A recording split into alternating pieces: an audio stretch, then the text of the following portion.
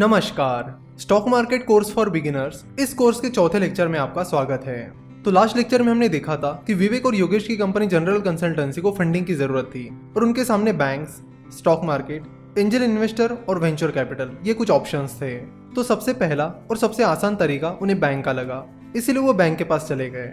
जैसे ही उन्होंने बैंक के ब्रांच मैनेजर से बिजनेस लोन से रिलेटेड बात की तो उस ब्रांच मैनेजर ने उन्हें बताया कि वो बैंक विवेक और योगेश की कंपनी जनरल कंसल्टेंसी को लोन नहीं दे सकती क्योंकि कंपनी के पास उतने कोलैटरल नहीं है, यानी जनरल कंसल्टेंसी के पास सफिशिएंट कोलैटरल नहीं है, यानी गिरवी रखने के लिए सफिशिएंट एसेट्स नहीं है और उनकी कंपनी का वैल्यूएशन भी सफिशिएंट नहीं है, जिसकी वजह से बैंक उन्हें लोन नहीं दे सकती। बैंक एंजल इन्वेस्टर्स की तरह आइडिया और फ्यूचर ग्रोथ के बेसिस पर लोन नहीं देती है। बैंक बड़े लोन्स कोलैटरल के बेसिस पर देती है। तो बैंक का ऑप्शन विवेक और योगेश के लिए लगभग बंद ही हो गया। कुछ टाइम पहले गवर्नमेंट ने मुद्रा स्कीम लॉन्च की थी। तो मुद्रा लोन के तहत छोटे बिजनेसेस को 10 लाख रुपए तक का लोन बिना कोलैटरल के मिल जाता है, यानी बिना कुछ गिरवी रखे हुए मिल जाता है। लेकिन विवेक और योगेश के लिए ये अमाउंट सफिशिएंट नहीं थी। फिर उनके पास 3 ऑप्शंस थे, एंजल इन्वेस्टर्स, वेंचर कैपिटल्स और स्टॉक मार्केट। अगर स्टॉक मार्केट की बात की जाए तो early stage startups stock market से पैसा नहीं उठा सकते। जिन कंपनीज का प्रूवन ट्रैक रिकॉर्ड है, पिछले कुछ सालों में अच्छा खासा बिजनेस परफॉर्मेंस है, वही कंपनी स्टॉक मार्केट से पैसा रेज कर सकती है। विवेक और योगेश की कंपनी जनरल कंसल्टेंसी एक बहुत ही नई कंपनी थी। वैसे भी स्टॉक मार्केट के जरिए पैसा उठाने की प्रोसेस थोड़ी लंबी और एक्सपेंसिव होती है।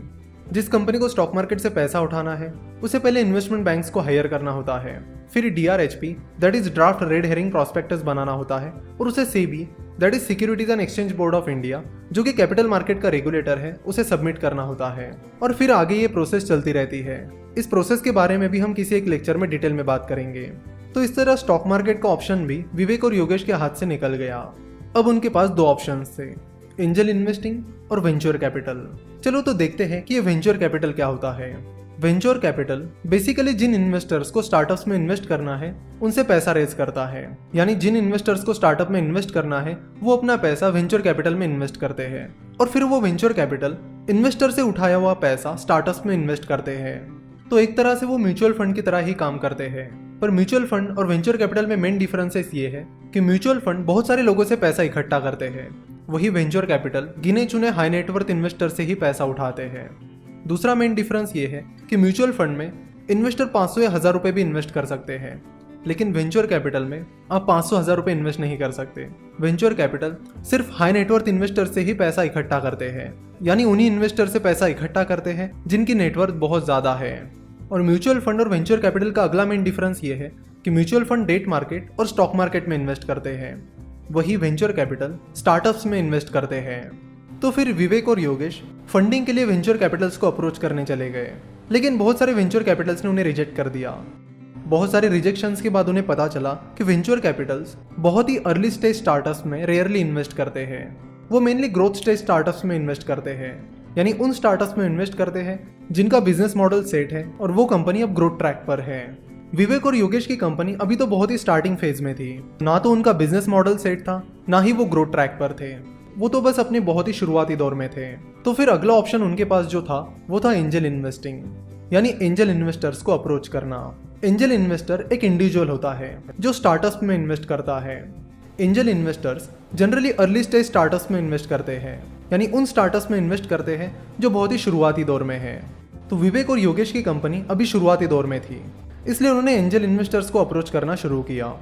तो फिर वो एंजल इन्वेस्टर्स के साथ मीटिंग फिक्स करने लगे और उन्हें अपना बिजनेस प्लान बताने लगे कि इस तरह से हमने बिजनेस शुरू किया है, इस तरह का एक्सपर्टीज हमारे पास है और ये प्रॉब्लम है जिसे हम सॉल्व करना चाहते हैं।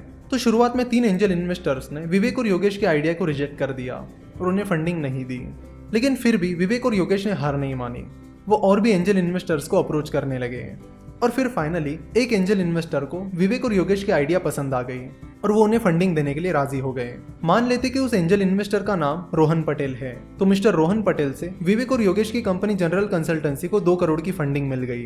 तो इस तरह जनरल कंसल्टेंसी को पहली फंडिंग मिल गई। इस फंडिंग की मदद से विवेक और योगेश अपना बिजनेस आगे बढ़ाने लगे, जिसके चलते जनरल कंसल्टेंसी का रेवेन्यू बढ़ने लगा और कंपनी अच्छा परफॉर्म करने लगी। ना सारी चीजें अच्छे से चलने लगी, जिसके चलते विवेक और योगेश को लगा कि उन्हें और फंडिंग उठानी चाहिए ताकि वो अपने बिजनेस को और ज्यादा तेजी से बढ़ा सके। तो इस तरह विवेक और योगेश का बिजनेस अब ग्रोथ ट्रैक पर आ गया था। तो अब आपको बताना है कि विवेक और योगेश नेक्स्ट फंडिंग कहाँ से उठाएंगे, बैंक से, स्टॉक मार्केट से या वेंचर कैपिटल से। तो नेक्स्ट पार्ट में हम इस स्टोरी को आगे कंटिन्यू करेंगे।